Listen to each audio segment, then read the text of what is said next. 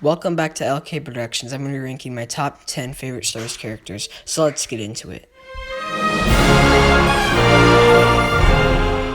And coming in at number 10 is going to be Mace Windu. I enjoy his character from the prequels. He was really good. Samuel L. Jackson did a great job portraying him. The reason why he's at number 10 is because we didn't really see much character arc with him. We just knew that he was a part of the council, and he's a very, very talented Jedi Grandmaster that's in the council. And the first time we see him in action is in Attack of the Clones on Geonosis.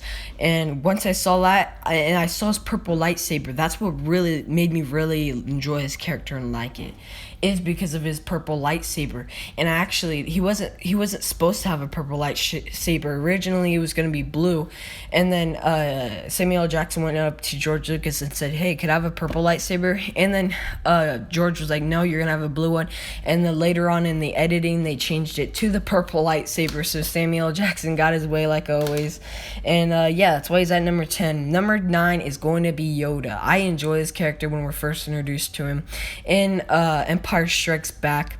I really enjoy how goofy he is in Empire Strikes Back because he's kind of getting old, and then his wise words in Return of the Jedi and during the prequels, and then we actually finally see him in action in Attack of the Clones against Count Dooku. That was a really good duel. Definitely in my top 5 favorite duels. I will be coming out with a video with my top 10 favorite duels, but that's not our video for today. We're talking about their characters. So yeah, that's really why I think he's a good character for that reason. And the reason why he's at number 9 is because the little screen time that he has. But yeah, that's all that I can say about that. Coming in at number 8 is going to be Ezra. Now, Ezra, I really enjoy. I like how they build up his character slowly. You know, they take their time. They introduced him in Star Wars Rebels, a series in episode 1, season 1, and we get to see him progress into a Jedi. And the first time we see him, he's just a scavenger on Lothal, a thief, and then we see him join the Rebels, join Kanan, Hera, Sabine, Zeb, and Chopper on their adventures, and ends up staying. And a lot of it's kind of similar between him and Rey, because he wanted to wait on Lothal, and see if his parents ever came back, but they never did, and he finds out that they died. And so he embarks on the journey, just kind of like Luke Skywalker too. So that's why he's at number 8, is because he's not really in a lot of movies. And my other list, the rest of the characters I enjoy more. That's why he's at number 8. Coming in at number 7 is going to be Qui-Gon Jinn. I absolutely love this character. Liam Neeson really portrayed him really well. I like how he's his own thing and he doesn't follow the Jedi Order, and that's why he never really got to be in the Jedi Council. If he wanted to be in the Jedi Council, he could if he just followed the rules, but he made it his own way. The only thing that kind of stinks about it is in how he introduced the Metachlorians. I wasn't really a big fan of that because it kind of defeats the purpose, but I don't know. I'm not a big fan of the Metachlorians. And coming in at number 6 is going to be Emperor Palpatine. This guy has major patience. We see him wait for Anakin to, grow up during the prequels. And this is about a span of 17 years of just waiting and slowly digressing and manipulating Anakin to finally break and go against the Jedi Order. And he puts in the place of execute Order 66. And that's the whole beginning of kind of this whole saga, is because of Palpatine. None of it would have happened if it weren't for Palpatine. He is a genius in every way, and that's why I'm okay with him returning in The Rise of Skywalker, is because he cloned himself. He said he died before, so that's why I don't think that Anakin did fulfill his prophecy. I'm okay with him returning. They said that he was cloning. He cloned Snoke, makes it better, and then he cloned himself. And that's why it's really hard to clone a Force sensitive. That's why Snoke and him were really beat up. it really, once you get it, you need to just stick with it, because and that's why he was all beaten up, and it really shows how powerful he was in the Rise of Skywalker. That's why I really enjoy it. And another thing is, why is people okay with Darth Maul coming back? He got sliced in half and fell down a shaft, and Palpatine, he was thrown in a shaft, but he wasn't sliced. So I mean, it's kind of the same thing. Besides the Death Star blowing up, but if we're okay with that, because why aren't we okay with if it's just all about the Skywalker haters? That's just one of their excuses for it. Why they hate it is because of Palpatine. You know, it doesn't really annoy me if you really just think about it. You know, sit down and actually process your thoughts on the Rise of Skywalker. I'm sure you'll enjoy it. So yeah, that's why it's at number 6. Coming in at number 5 is Darth Maul. I really enjoy this character. I mean, he brought a unique lightsaber, you know, two-bladed lightsaber. It was very unique. The first time we've ever seen it in Star Wars. And I'm not a prequel hater. I absolutely enjoy the prequels. Love it because I grew up with it. That's why I love most of the characters on it. Of course, I like the original trilogy more, is because, you know, the nostalgic, and nothing will beat the originals. But Darth Maul, I really enjoy the choreography that they put into the duel between Obi-Wan and Qui-Gon and Darth Maul, and I absolutely love Duel of the Fates. The main theme, Duel of the Fates, that John Williams provided. That was just wonderful, wonderful soundtrack. But yeah, that's why Darth Maul is at number 5. Coming in at number 4 is Han Solo. I really enjoy this character a whole lot. Han Solo is really well put together, you know, the scoundrel. The only complaint I have with him is not his fault, and it's not anybody's fault besides George Lucas. George Lucas always had to keep on going back to the editing room and keep on changing the scene from A New Hope in the Mos Eisley Cantina. You know, there's many debates because in the special edition DVD, they changed it to where it showed Greedo shoot and then he shot, and now they changed it multiple times, and now it's ended at Greedo saying McClunky and they both shoot. I wish they just put out the original. It makes Han look cooler because, you know, he just shoots him. He took the first shot, and, you know, kind of gives you that John Wayne cowboy feel to it. I wish they would have just kept with that, because that would just made him much more cool. But, you know, I'm just going to stick to it, and whenever I think of A New Hope, I'm just going to act like he took the first shot.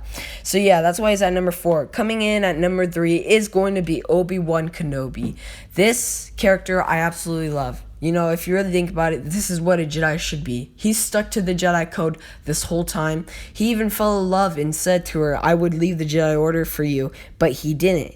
That's how he stayed loyal to the Jedi Code, no matter what. Even when Darth Maul killed her right in front of him, he never gave to the dark side, and he's just so strong in the Force, and just a perfect Jedi in my opinion. And then we see on the episode Duel, 2 Sons of Rebels, and when he fights Darth Maul and ends him for the last time, that was very cool. And yeah, so that's why he's at number 3. Coming in at number 2 is going to be Anakin / Darth Vader. I really enjoy him a whole lot. We see him progress into the monster he becomes during the prequels, and people have problems with how Anakin turned into Darth Vader. I have no issues with it. Honestly, it was done perfectly by George Lucas, and, you know, it shows Anakin slowly progress in each inch. You know, the first time we see Anakin showing his true dark side is when we see his mother Shmi die in front of him, and then he just goes on a killing spree on those Tusken Raiders, and, you know, that's when we really see the dark side. And then obviously in Revenge of the Sith, he has a vision of Leia giving birth and dying in birth, so he needs some help. And then it obviously escalates when Mace Windu and everyone won't give him their blessing of Jedi Knight. No, I think it was Jedi Master. And, you know, after that, Palpatine kept on manipulating, and then he snapped and then just went full execute Order 66 on all the Jedis and turn into Darth Vader. We see him, and then he obviously delivers the most twisting turn of events in cinema history. No, I am your father to Luke Skywalker. And back then, like nowadays, it's already spoiled if you haven't seen it, because it's all over YouTube when you look up Star Wars.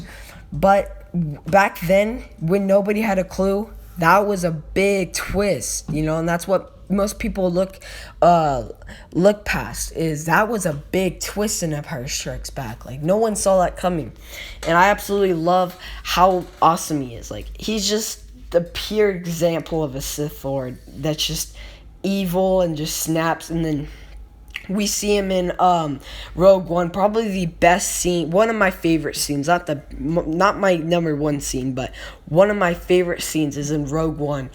Just gave me goosebumps when they're on the Tantive 4 and you just see Darth Vader's lightsaber ignite. I was blown out of my seat. I didn't see that coming. I'm like, oh my goodness, it's Darth Vader.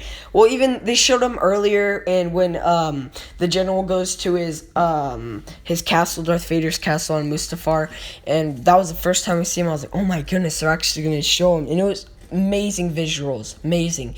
And then in A New Hope, he's just a wonderful character. And then in Return of the Jedi, he kills Palpatine and brings balance to the Force.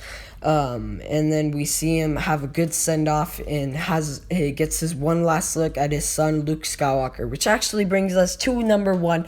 Number one is Luke Skywalker. I absolutely enjoy this character from beginning to end. In A New Hope, we see him as a farm boy looking out to the sunset. When he looks out to the sunset, that's my favorite scene in Star Wars, and so is it. And it's also George Lucas. It's just looking out, what's the next adventure, what's the next thing for me. And obviously he goes and remarks on this journey with Obi-Wan Kenobi as he sees his aunt and uncle die. He doesn't really show any remorse, but it's whatever. And he goes out on the journey. We see him slowly progress into a Jedi, and that's why most people love Luke, is because they show his character progress, not like Rey, where she's just powerful all of a sudden. It shows him, slowly progress, using a little bit of the Force to, shoot the canopy into the hole to destroy the Death Star. And then we see him on Empire Strikes Back training as hard as you can with Yoda on Dagobah, and then without Yoda or Obi-Wan's consent, he goes to Darth Vader, faces him off, and this is his first duel. He's not going to kick Darth Vader's butt like Rey did to Kylo Ren. He gets his, he absolutely got his butt handed to him during the movie. Darth Vader was just toying with Luke Skywalker the whole time, and then we see him. And then Mark Hamill absolutely killed it playing him. And then when he yells out, no, that was just a perfect performance. And then we see him in Return of the Jedi. He's much more wiser. And we see him defeat Vader, and because he gave into his anger, and then he could have killed Vader and joined Palpatine at his side, but he does it the Jedi way and throws his lightsaber and says no, and sacrifices himself to even give him a chance to turn his father to the good side. So that is why he's at number one. If you enjoy this, leave a like, subscribe, and I'll see you guys in the next one. Bye bye.